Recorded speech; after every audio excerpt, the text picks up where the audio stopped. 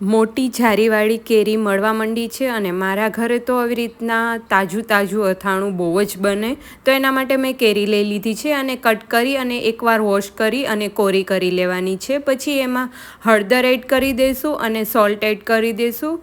ખારી કેરી થાય એટલું જ એડ કરવાનું છે સોલ્ટ, અને એને 6 થી 7 કલાક માટે રહેવા દેવાની છે. પછી પાણી રીમૂવ કરી અને ફેન નીચે જ સૂકવી લેવાની છે. પાણી કેરીમાં ના રહીએ ત્યાં સુધી સૂકવવાની છે કેરીને.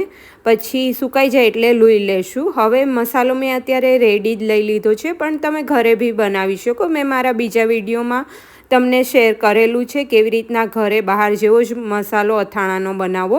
મસાલામાં વચમાં થોડી જગ્યા કરી અને હિંગ એડ કરી દઈશું. પછી ગરમ તેલ કરી અને હિંગ પર રેડી દઈશું અને એક ડીશથી કવર કરી લેશું અને 5 મિનિટ માટે રહેવા દઈશું, જેથી કરીને હિંગની ફાઇન સ્મેલ બેસી જાય.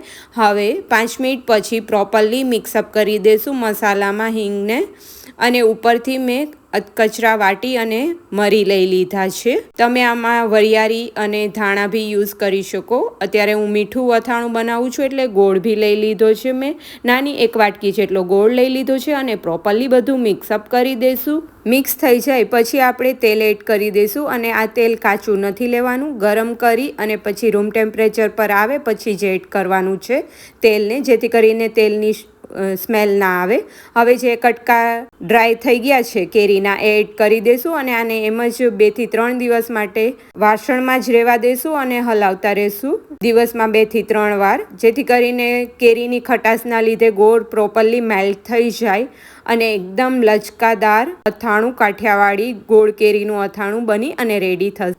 તો તમે ક્યારેય આવી રીતના તાજું અથાણું ટ્રાય ના કર્યું હોય તો ટ્રાય કરજો. બહુ જ ફાઇન ટેસ્ટમાં લાગતું હોય છે આવી રીતના અથાણું.